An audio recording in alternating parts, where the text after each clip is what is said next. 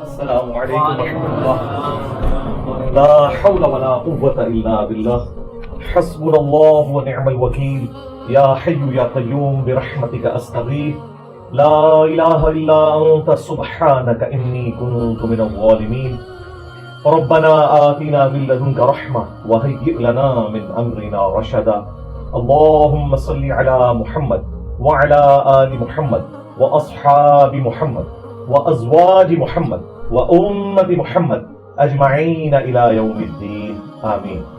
الحمد للہ رب العالمین والصلاة والسلام علی سید الانبیاء والمرسلین وعلی آلہ واصحابہ اجمعین الى یوم الدین.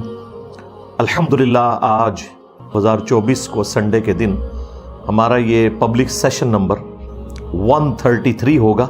وہ الیکشن 2024 ہے، 8 فروری 2024 کو ہونے والے الیکشن.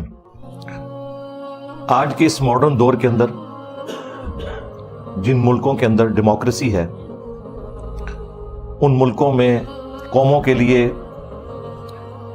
الیکشن کا دن بہت امپورٹنٹ ہوتا ہے. جس طرح ایک انسان کی زندگی میں شادی کا دن بڑا امپورٹنٹ ہے کہ نئی زندگی شروع کرنے والا ہوتا ہے، قوموں کی زندگی میں الیکشن کا دن ایک امپورٹنٹ دن ہے جس میں لوگ اپنے نمائندوں کو چنتے ہیں اور وہ ڈیسائیڈ کرتے ہیں کہ ان کا حکمران کون ہونا چاہیے. 8 فروری 2024 کو میں تو صبح سویرے ہی پہنچ گیا تھا جہاں پہ ہمارا حلقہ بنتا تھا. ابھی پولنگ سٹارٹ نہیں ہوئی تھی اور وہ آلموسٹ کوئی آدھا گھنٹہ بعد سٹارٹ ہوئی. 8 کا ٹائم تھا، 8:30 بجے. خیر، اپنے بوتھ میں پہلا شخص تھا جس نے ووٹ ڈالا اور پھر تھوڑا تھوڑا کر کے لوگ آنا شروع ہو گئے. اس الیکشن میں اتنا ٹرن آؤٹ نہیں رہا جو گزشتہ کے الیکشن میں ہوتا ہے، لیکن پھر بھی آلموسٹ 50% بنتا ہے. اب جو اس کے رزلٹ آئے ہیں اس کے بعد ظاہر ہے کہ وہی ایپیسوڈ ریپیٹ ہو گیا جو پہلے ہر الیکشن کے بعد ہوتا ہے. 2013 کے بعد بھی، 2018 کے بعد بھی، اور دوبارہ سے ملک کے اندر وہی ہنگامے، دھرنے، ہڑتالیں، وہی سلسلہ مجھے تو لگ رہا ہے کہ شروع ہو گیا. سب سے پہلے تو ہم مبارکباد پیش کرتے ہیں ہمارے جتنے ریاستی ادارے ہیں کہ انہوں نے ایٹ لیسٹ جو امن کی صورتحال ہے اسے اسٹیبلش کیا ہے. کوئی اتنا بڑا واقعہ رپورٹ نہیں ہوا. ایک ہوا تھا وہ الیکشن سے 2 دن پہلے. الیکشنوں کے دوران آلموسٹ سکون ہی رہا ہے الحمدللہ. باقی جہاں تک اس بات کا تعلق ہے کہ election commission of Pakistan free and fair elections کرنے میں کامیاب ہوا ہے تو یہ بالکل بات غلط ہوگی اور یہ جھوٹ کے اوپر مبنی ہوگی اگر ہم اس طرح کا کوئی دعویٰ کریں. ہمیں یہ بات کہنے میں کوئی عار نہیں ہے کہ یہ پاکستان کی تاریخ کے جو چند متنازع ترین الیکشنز ہیں ان میں سے یہ ایک الیکشن ہے. اور ان صحافیوں کو میں سلام پیش کرتا ہوں جو جرأت کے ساتھ اپنے موقف کے اوپر ڈٹے ہوئے ہیں. جو 2018 میں ان کا موقف تھا کہ الیکشن چوری کیا گیا اور ایک خاص شخص کو دولہا بنانے کے لیے جو اس وقت جیل میں ہے یہ ساری انجینئرنگ کی گئی، وہی صحافی آج الحمدللہ ٹروتھ لور بنتے ہوئے یہ بات مان رہے ہیں کہ 2024 کے اندر بھی ایک اور شخص کو دولہا بنایا گیا جسے انگلینڈ سے بلوایا گیا، اور مستقبل میں بھی نظر ہی آ رہا ہے کہ اسی کی جماعت کو حکومت ملے گی، خواہ وہ پیپلز پارٹی کے ساتھ مل کے بنائے یا کسی بھی طریقے سے.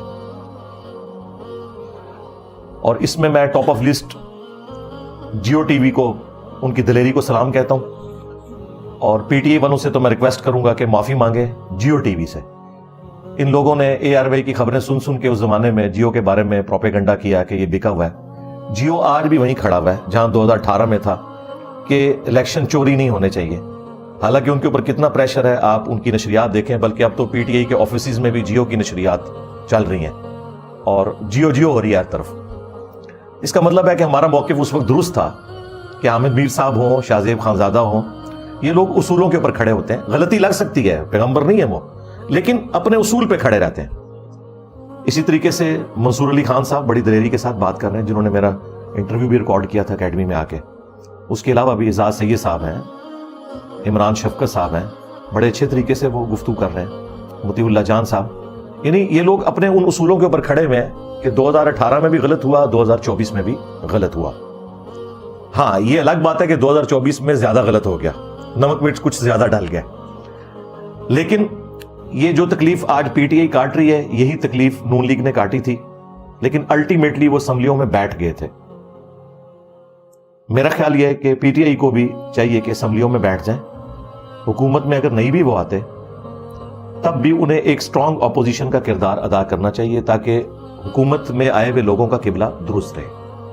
اپوزیشن برائے اپوزیشن نہیں ہونی چاہیے, تنقید برائے اصلاح ہونی چاہیے. باقی یہ بات تو بھول جائیں کہ حکومت انہوں نے دینی ہے, وہ تو ہم نے آپ کو پہلے دن ہی بتایا تھا 2022 میں جب یہ سارا رجیم چینج والا معاملہ ہو رہا تھا پی ڈی ایم کے ذریعے, کہ جب وہ کسی کو نکالتے ہیں نا پھر دوبارہ اسے اس دفعہ نہیں آنے دیتے, کیونکہ ایک نیچرل چیز ہے, وہ آئے گا تو پھر ظاہر ہے کہ ایک بدلہ اتارنے والا ایک معاملہ شروع ہو جاتا ہے. تو اس دفعہ تو ظاہر ہے وہ نہیں آنے دیں گے چاہے جو مرضی ہو جائے. جس طریقے سے 2018 میں ہوا اس کو انہوں نے سمجھ لیں 2018 پلس ہو گیا یہ 2024 کے اندر. اس میں ہمارا موقف تو یہ ہے کہ اس کو اب سولوشن کی طرف لانا پڑے گا, ادروائز ملک مزید انسٹیبل ہوگا. مجھے جو اب نظر آ رہا ہے نا مزید وہ انسٹیبلٹی بڑھے گی. اس کی وجہ یہ ہے کہ پی ٹی آئی کا دعویٰ یہ ہے, اور کسی حد تک وہ درست بھی ہے, کہ یہ سب کچھ کرنے کے باوجود بھی ان کے پاس سیٹیں اس وقت باقی پارٹیوں سے زیادہ ہیں. لیکن آئین اور قانون کے تحت اگر باقی پارٹیاں آپس میں مل کے اپنی تعداد ان سے زیادہ کر لیتی ہیں, جو کہ یقیناً ہے, پھر ان کا رائٹ ہوگا کہ وہ بھی حکومت بنا سکتے ہیں. لیکن جس کی بھی حکومت بنے دوسرا اسے ایکسپٹ کرتے ہوئے پارلیمنٹ میں آئے. خان صاحب نے اس وقت بھی پارلیمنٹ سے نکل کے اسمبلیاں توڑ کے غلطی کی تھی, پنجاب اسمبلی توڑی, اور آپ کو پتا ہے جو کچھ ہوا. اس وقت جو لوگ انہیں سینئر سیاستدان سمجھا رہے تھے انہیں بات سمجھ نہیں آئی, بعد میں خیر انہیں احساس ہو گیا. جس طرح کئی چیزوں کا ان کو احساس بعد میں ہوا. مثلا میں نے فائز عیسیٰ کے خلاف جو کیس بنایا وہ غلط تھا, بعد میں انہیں احساس ہو گیا. اب فائز عیسیٰ صاحب کے کیس کی ہی وہ فیض آباد دھرنے کی ہی پلی بعد میں پی ٹی آئی کے لوگ لیتے رہے کہ جی یہ ہو رہا ہے, یہ زیادتی نہیں ہونی چاہیے, اسٹیبلشمنٹ کو الگ ہو جانا چاہیے. حالانکہ اس وقت 2017 کے دھرنوں میں اسٹیبلشمنٹ ہی اس وقت کی پولیٹیکل گورنمنٹ کو کمزور کر رہی تھی. وقت کے ساتھ چیزیں سمجھ آ جاتی ہیں. میرا خیال ہے اس میں کسی کو ٹونٹ نہیں کرنا چاہیے, اپریشیٹ کرنا چاہیے. اور دیکھیں ہم نے جب وہ بیان دیا تھا نا کہ ہماری اسٹیبلشمنٹ اگر کعبے کی چھت کے اوپر بھی کھڑے ہو کر یہ کہے نا کہ ہم اے پولیٹیکل ہو چکے ہیں, عوام نے نہیں ماننا, تو وہ بات اسی طریقے سے درست نکلی. لیکن میں نے اس میں یہ بھی کہا تھا کہ خان صاحب جب تک جیل آپ نہیں جائیں گے آپ بڑے لیڈر نہیں بنیں گے. یہ جو آپ اوچھے ہتھ کنڈے استعمال کر رہے ہیں اپنی گرفتاری سے بچنے کے لیے, اس کو چھوڑیں, آپ جیل میں جائیں.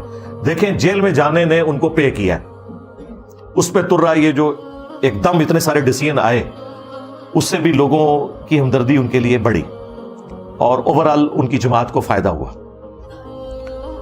اب جہاں تک خان صاحب کا معاملہ ہے مجھے تو نہیں لگتا اتنی آسانی سے وہ باہر آئیں گے. جو ان کے اوپر کیسز بنے ہوئے ہیں ظاہر ہے کہ وہ عدالتوں کے ذریعے ایک ٹائم لگے گا. نواز شریف صاحب کی بھی تو اب جا کے جان چھوٹی ہے نا, 4-5 سال تو لگ گئے ہیں, تو ان کو بھی ٹائم تو لگے گا.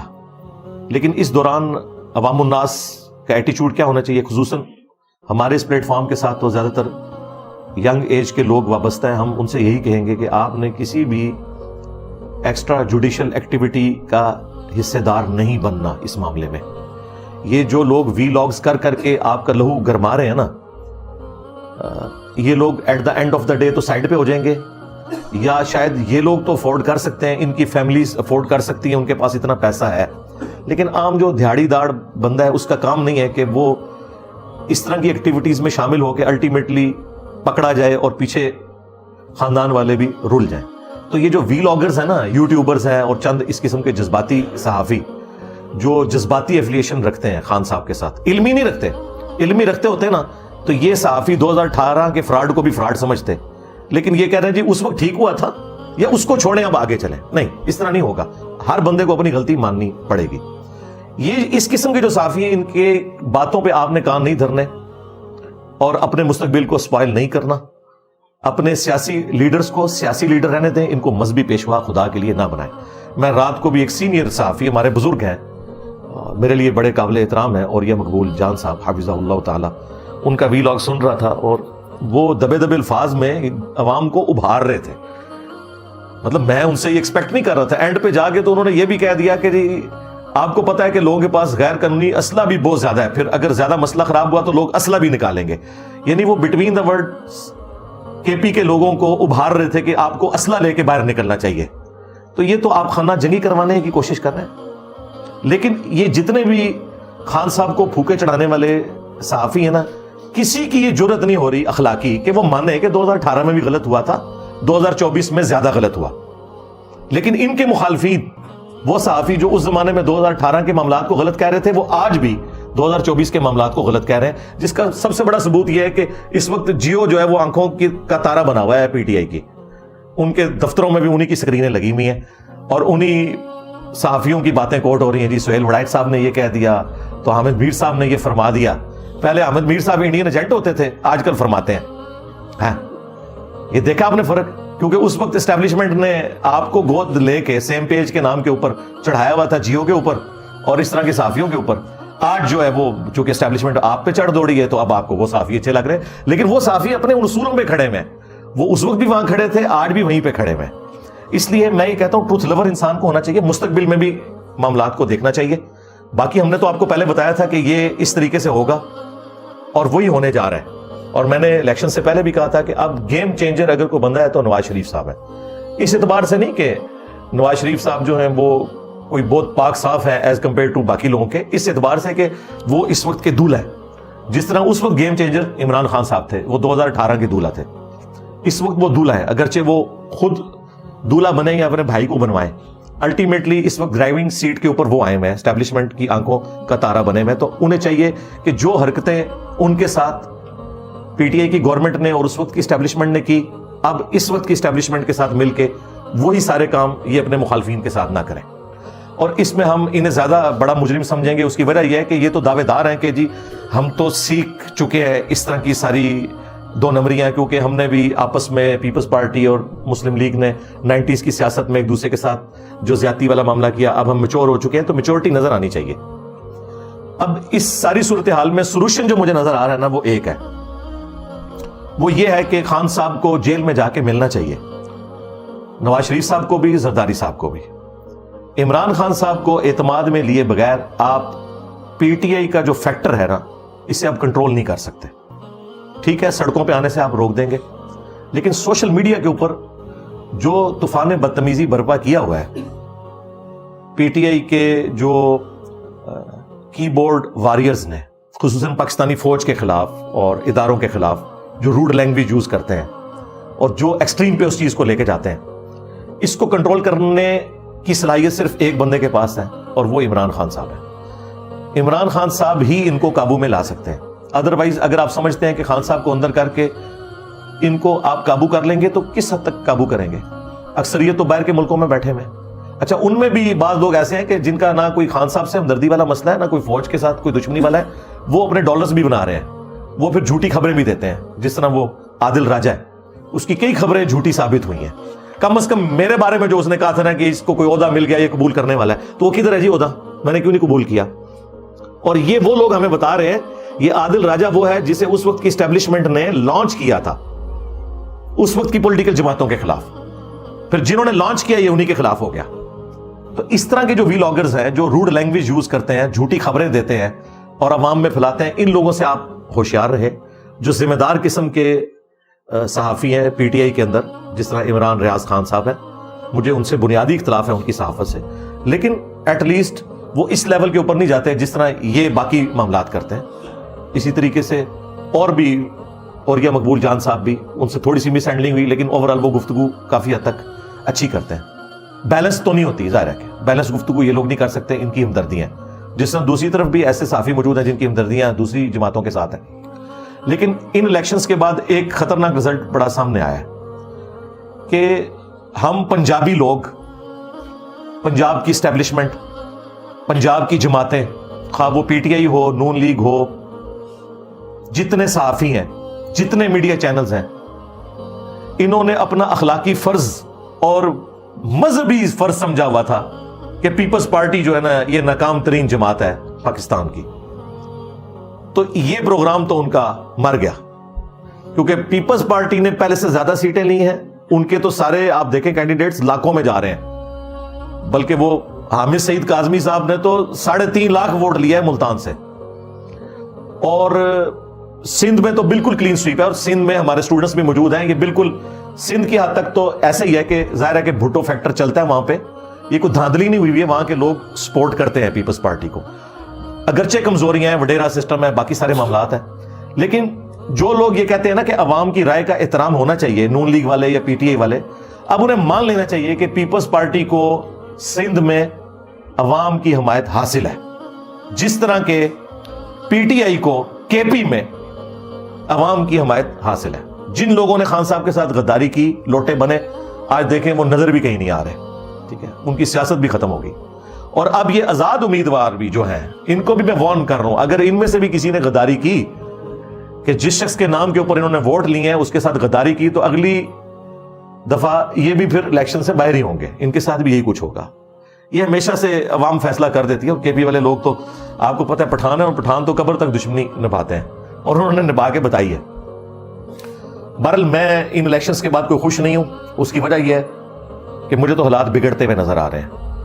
ہونا تو یہ چاہیے تھا کہ پی ٹی آئی والے ٹائم کے اوپر اپنے الیکشنز کرواتے, بلے کا نشان نہ چھینتا. چلیں, ان سے مس ہینڈلنگ ہوئی, قاضی صاحب بھی بالکل وہ ایک قانونی فیصلہ کرنے شروع ہو گئے. اخلاقاً تو ان کا فیصلہ درست نہیں, لیکن قانوناً بالکل درست ہے. ہم صرف فیصلے کے اوپر بات کر رہے ہیں, میں ان کی نیت کے اوپر شک نہیں کرتا.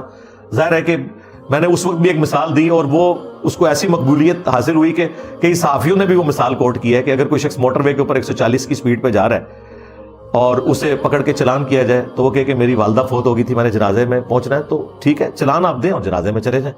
لیکن یہ نہیں ہو سکتا کہ آپ کا چلان معاف کر دیا جائے. یہ جو مس ہینڈلنگ ہوئی, کوئی موقع ایسا پروڈیوس کرنا چاہیے کہ یہ الیکشن اپنے کروائیں انٹرا پارٹی, اور اس کے بعد جن کی سیٹیں بنتی ہیں ان کو دی جائے. اور خان صاحب کے ماننے والوں کے لیے میں کہوں گا کہ آپ لوگ جو یہ کہہ رہے ہیں نا کہ ہم سب سے بڑی جماعت ہیں اور الیکشنز کو ایکسیپٹ کرتے ہیں, ٹھیک ہے, اب بھی ہماری سیٹیں زیادہ ہیں, ان سیٹوں کے ساتھ بھی آپ کی نیشنل اسمبلی میں تو گورنمنٹ نہیں بننے کی. اس کی وجہ یہ ہے کہ خان صاحب کا تو پہلے دن سے یہ کہنا ہے کہ میں نے نہ پیپلز پارٹی کے ساتھ اتحاد کرنا ہے, نہ نون لیگ کے ساتھ کرنا ہے. جب اتحاد نہیں کرنا تو سمپل میجورٹی تو آپ کو ملنی نہیں ہے. لہٰذا اب آپ یہ غم کھانا چھوڑ دیں کہ ان الیکشنز میں ہم سب سے بڑی جماعت بن کے ابھرے ہیں, تو ہمارا رائٹ ہے. رائٹ آپ کا تب ہوگا جب آپ دوسروں کو ایکسیپٹ کریں. آپ تو کہہ رہے ہیں نہ ہم نے پیپلز پارٹی کے ساتھ اتحاد کرنا ہے, نہ نون لیگ کے ساتھ, تو بھائی آپ تو گورنمنٹ پھر میجورٹی بنا ہی نہیں سکتے, میجورٹی تو پھر انہیں کی ہوگی. ہاں, اگر آپ اس کے لیے تیار ہو جائیں کہ ٹھیک ہے پیپلز پارٹی سندھ سنبھال لے, پنجاب نون لیگ سنبھال لے, کے پی سنبھال لے پی ٹی آئی, اور اپنے اپنے صوبوں میں پرفارم کریں, 5 سالوں کے بعد رزلٹ سامنے آ جائے گا. بلکہ اب تو 18ویں ترمیم کے بعد تو صوبوں کے پاس بجٹ بھی زیادہ ہے, ان کے پاس اختیارات بھی زیادہ ہیں, وہ پرفارم کر کے دکھا سکتے ہیں. اگلے الیکشنز میں فیصلہ ہو جائے گا. لیکن اگر آپ کہیں گے یہ چور ہے, میں ان کے ساتھ نہیں بیٹھنا, تو جب بیٹھنا نہیں ہے تو آپ کی اپنی تو سیٹیں بمشکل ہوں گی 100, وہ بھی ساری نکال کے پیچھے 80 کے قریب ہی بنتی ہیں, اگرچہ باقی جماعتوں سے زیادہ. لیکن جب آپ باقیوں کو نہیں ساتھ ملائیں گے تو 135-40 سیٹیں جو آپ کو چاہیے, اور پھر باقی ریزلٹس ملا کے آلموسٹ 170 کے قریب, وہ تو آپ کی نہیں بننی. لہٰذا گورنمنٹ تو پھر بھی نہیں بننی, کیونکہ آپ نے ان کے ساتھ بیٹھنا نہیں.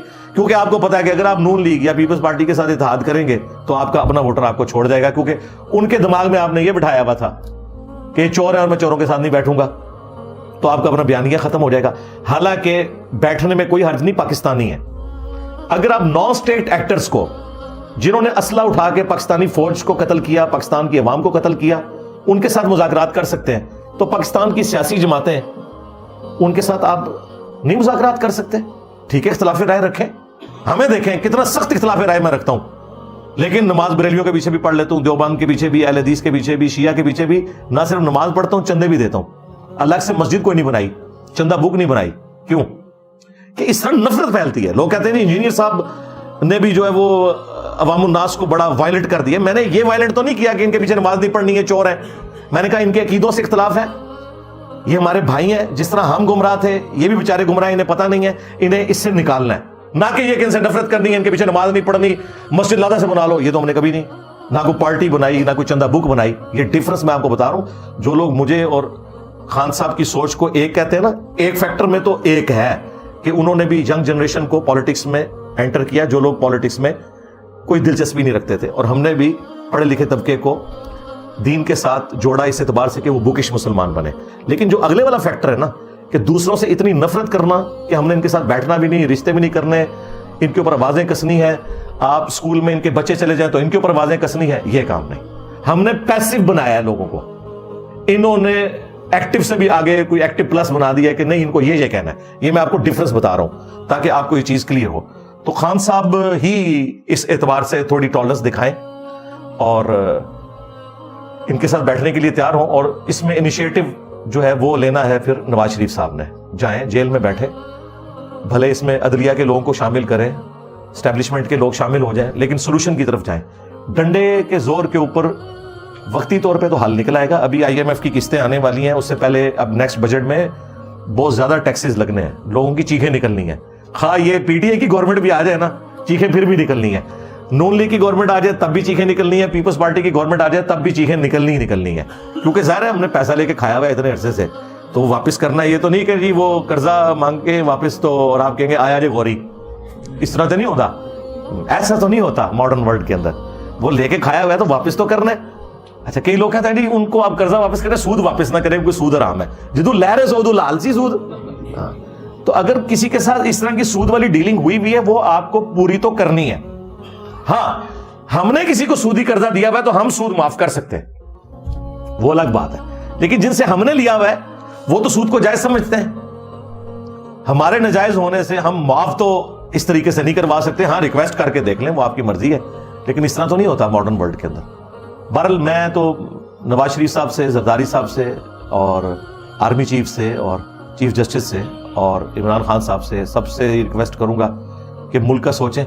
اور فی الوقت جس طریقے سے 2018 میں نون لیگ نے اور پیپلز پارٹی نے باوجود اس کے کہ ان الیکشنز کو فراڈ سمجھا تھا, ایکسیپٹ کر کے اسمبلیوں میں بیٹھ گئے تھے. میرا خیال ہے خان صاحب کو بھی بیٹھ جانا چاہیے, اور بہتر یہ کہ اپوزیشن میں بیٹھیں جا کے, ان کو ذرا مزہ لینے دیں.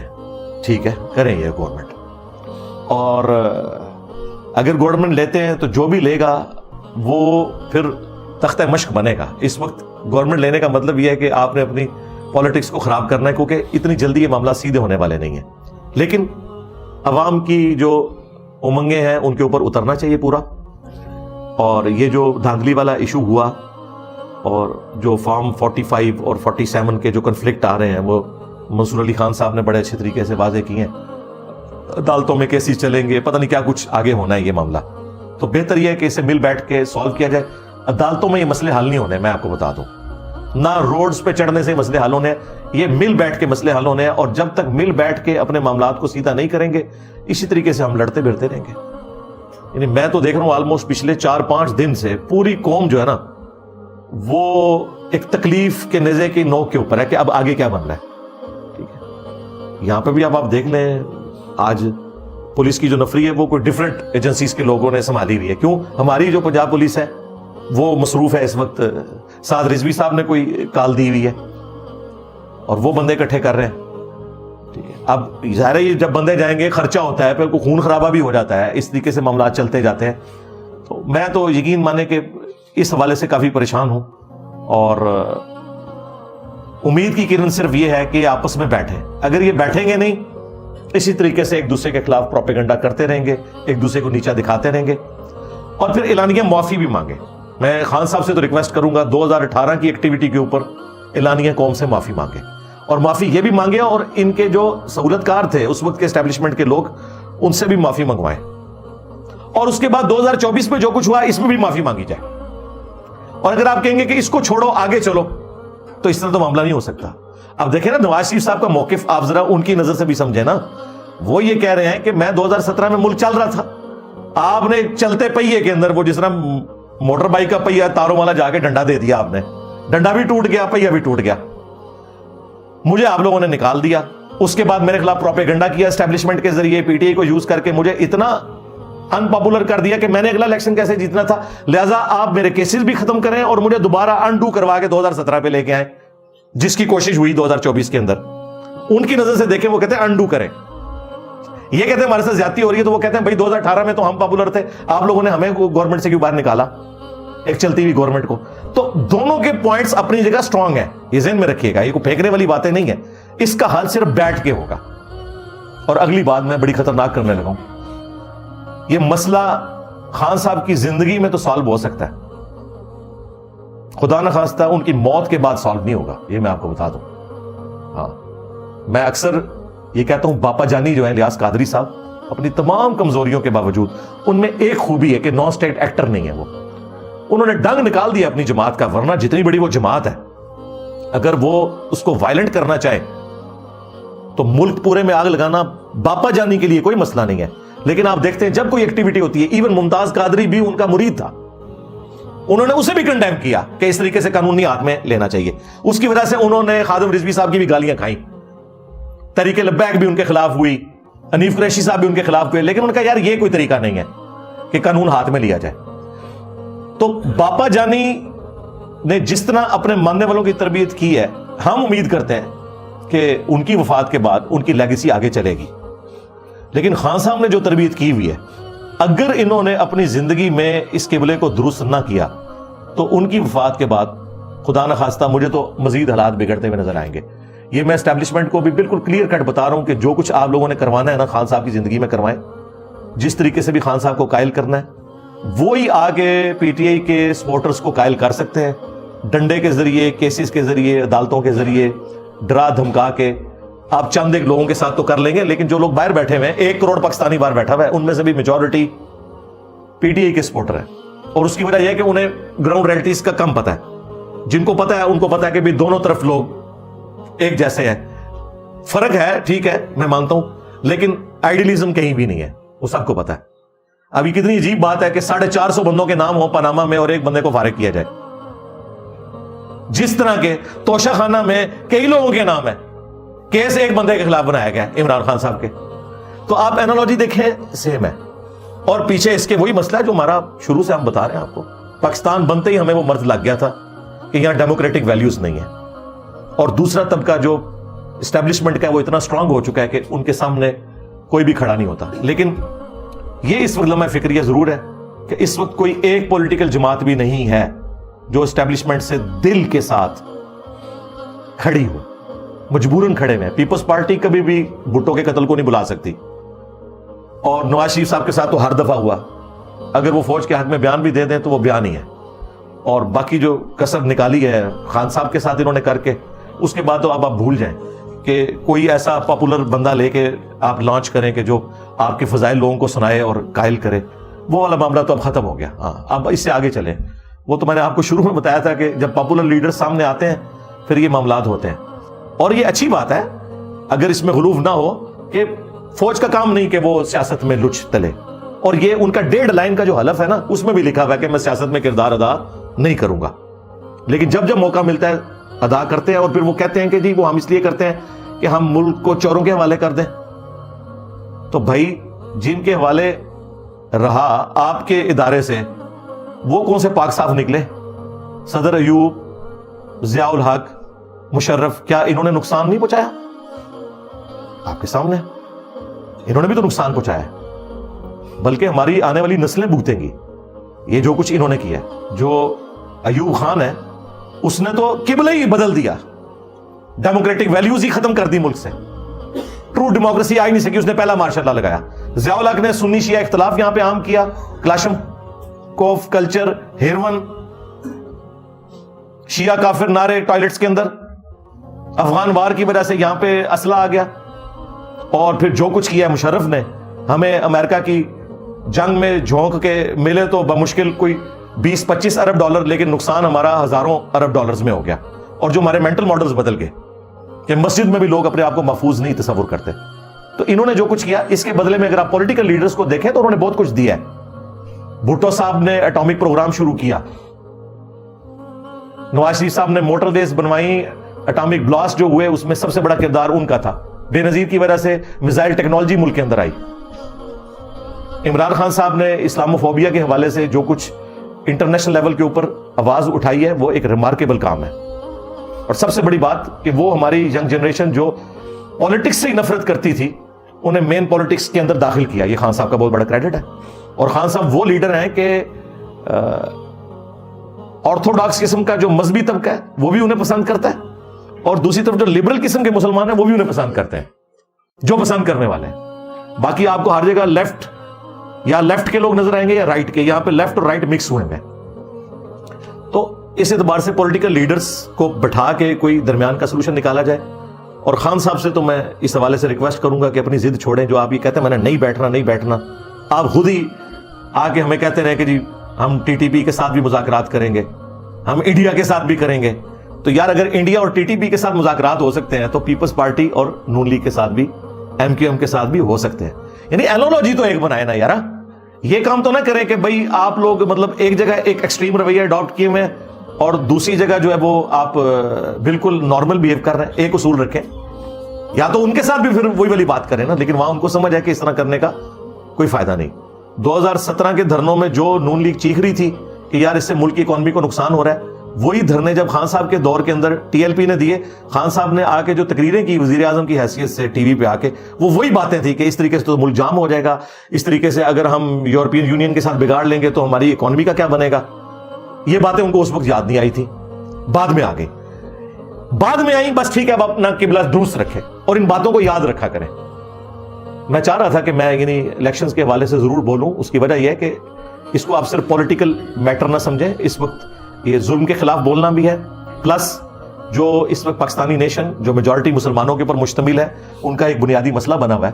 اور سوشل میڈیا کے اوپر جس طریقے سے ایک دوسرے کے خلاف ایک نفرت ہے, یعنی جس طرح انڈیا پاکستان کی جنگ لگی ہوئی ہے نا, اس طرح P T I, Noon League, Peoples Party, ان کی آپس میں جنگ والا معاملہ ہے سوشل میڈیا کے اوپر آپ کو نظر آ رہا ہے. تو اس میں پازیٹیو وے یہی ہے جو میں چند ایک باتیں کر سکتا تھا, جو میں دین کے حوالے سے بھی کہتا ہوں کہ اگر آپ نے قادیانی دجال کو غلط کہنا ہے, پھر آپ کو چشتی رسول اللہ اور تھانوی رسول اللہ کو بھی غلط کہنا پڑے گا. اسی طریقے سے اگر آپ نے 2024 کے الیکشنز کو کہنا ہے کہ یہ لوٹے گئے ہیں, تو پھر آپ کو 2018 کے الیکشنز کے بارے میں بھی ماننا پڑے گا کہ وہ بھی لوٹے گئے تھے. ہاں ریشو پروپورشن میں فرق ہو سکتا ہے, لیکن اینڈ رزلٹ کیا نکلا تھا وہ دیکھیں. اینڈ رزلٹ یہ تھا کہ 2018 کے بینیفیشری عمران خان صاحب ہوئے اور 2024 کے بینیفیشری پھر خان صاحب تو نہیں بنتے, ظاہر ہے, کیونکہ اینڈ رزلٹ پھر اسی اعتبار سے نکلے گا, پھر دوسری پارٹی بینیفیشری ہوگی, کیونکہ جن کے لیے سب کچھ ہو رہا ہوتا ہے انہی کو فائدہ پہنچایا جاتا ہے. ہم نے سولوشن دے دیا. سولوشن یہ ہے کہ ان سب کو بیٹھنا چاہیے, صوبے بانٹ لیں, ٹھیک ہے. 18ویں ترمیم کے بعد بجٹ بھی آ چکا ہے, پیپلز پارٹی پرفارم کرے سندھ کے اندر, کے پی کے اندر تحریک انصاف کرے جو ابھی تک تو میرے حساب سے اتنا نہیں کر سکی جو اس کو کرنا چاہیے تھا, اور پنجاب کے اندر نون لیگ پرفارم کرے, اگلے الیکشنوں کی تیاری کریں 2029 کی. لیکن اگر آپ یہ کہیں گے کہ ہم دھرنوں کے ذریعے کچھ کر لیں گے, تو بھائی جن کے ساتھ آپ ٹکرا رہے ہیں ان کے ہاتھ میں ہے بندوق, آپ لوگ ہیں نہتے, پلس عدالتیں بھی آپ کا ساتھ نہیں دیں گی. اس کی وجہ یہ ہے کہ عدالتیں یہ کہیں گی کہ قانون کو ہاتھ میں نہیں لینا, اور قانون آپ کو پتا ہے قانون اندھا ہوتا ہے, وہ رولز کے مطابق چل رہا ہوتا ہے, بھلے اس میں اخلاقی طور پہ مس ہینڈلنگ ہو. جس طرح یہ بلے کے نشان پہ میں نے پہلے بھی کہا تھا, اخلاقاً یہ فیصلہ غلط ہے, اس طریقے سے ایک جماعت کو باہر نہیں کرنا چاہیے تھا. لیکن قانون ہم اس لیے نہیں کر سکتے کہ وہ قانون کے اعتبار سے جو ان کو اپنے کاغذ پورے کرنے چاہیے تھے وہ انہوں نے نہیں کیے, ٹھیک ہے. تو اخلاق تو پھر صرف آپ کو ترغیب ہی دلا سکتے ہیں, قانون تو کسی کا رائٹ ہے, ٹھیک ہے, بٹ وہ ان کے پاس پلی ہے, وہ کہتے ہیں ہم کریں گے, تو لوگ دوسرے مخالفین کہیں گے کہ آپ نے قانون فیصلہ غلط کیا. تو دونوں طرف کی رائے کو سنا کریں, ایک چینل کو نہ دیکھا کریں, سارے چینلز کو دیکھا کریں. بلکہ ہم نے تو اب دیکھا ہے کہ وہ چینلز جو آپ کو برے لگتے تھے اب وہ اچھے لگنے شروع ہو گئے, جو اچھے لگتے تھے وہ برے لگنے شروع ہو گئے. تو اللہ کا شکر ہے کہ میں الحمدللہ اس حوالے سے صحیح ثابت ہوا کہ وہ چینلز, وہ صحافی جو اصولوں کے اوپر کھڑے ہوتے ہیں, آج بھی آپ کو اصولوں پہ کھڑے ہوئے نظر آ رہے ہیں. بالکل. میں آپ کو بتاؤں, میں نے آج تو بات بیسیکلی کرنی تھی خان صاحب کا جو عدت کیس کا فیصلہ ہوا ہے, چونکہ وہ مذہب سے ریلیٹڈ ہے, وہ میں انشاءاللہ بعد میں کرتا ہوں. یہ میں نے پھر سرسری کہا تھا 2-4 جملے بولوں گا, وہ پھر اللہ تعالیٰ نے دماغ میں باتیں ڈال دی, میں بولتا گیا. بہرحال میں رات کو میں نے پاکستان کے جتنے ٹاپ کے صحافی ہیں انڈیویجول, میں نے ان کو فون کر کے یہ سارے مسئلے ڈسکس کیے. جو عمران خان صاحب کے شدید ناقدین صحافی ہیں ان سے بھی میں نے لمبی لمبی گفتگو کی. مجھے یہ خوشی ہوئی کہ ان میں سے کوئی ایک بندہ بھی ایسا نہیں تھا جو یہ کہہ رہا ہو کہ یہ ٹھیک ہوا ہے. اور اس سے بڑی بات, وہ سب کے سب کہہ رہے تھے کہ گورنمنٹ پی ٹی آئی کو بنانی چاہیے. میں نے کہا جی آپ کہہ رہے ہیں, آپ تو خان کو ہٹلر سمجھتے ہیں. ان کا ہم قانون کے ساتھ کھڑے ہیں, اس نے اکثریت لی, اگر اسے گورنمنٹ بنانی چاہیے. لیکن وہ اس لیے نہیں گورنمنٹ بنا سکتا کہ وہ اکثریت اتنی نہیں ہے کہ جس میں سیٹیں پوری ہوں. اس کے لیے پیپلز پارٹی نون لیگ کو ملانا پڑے گا, اور وہ خان صاحب نے قسم کھائی ہوئی ہے کہ میں نے نہیں ملانا. تو الٹیمیٹلی اگر گورنمنٹ نہیں بن رہی تو اس میں خان صاحب خود بھی شامل ہیں. ہاں, یا بیٹھنے کے لیے تیار ہو جائیں تو ٹھیک ہے, معاملات کو خوش اسلوبی کے ساتھ لے کے چلیں. بہرحال مجھے یہ نظر آ رہا ہے کہ پیپلز پارٹی گورنمنٹ بنائے گی ہمیشہ کی طرح سندھ میں, کے پی میں اللہ کرے کہ پی ٹی آئی کو بنانے دیں. اگر اس کے علاوہ کچھ کیا تو وہ 2 نمبری نہیں ہوگی, کوئی 100 نمبری ہوگی, کیونکہ وہاں تو دوسری طرف کچھ بھی نہیں ہے. اور پنجاب کے اندر ظاہر نون لیگ نے اکثریت حاصل کر لی ہے, پنجاب میں نون لیگ کو بنانی چاہیے. رہ گیا بلوچستان, تو وہاں 50-50 ہے.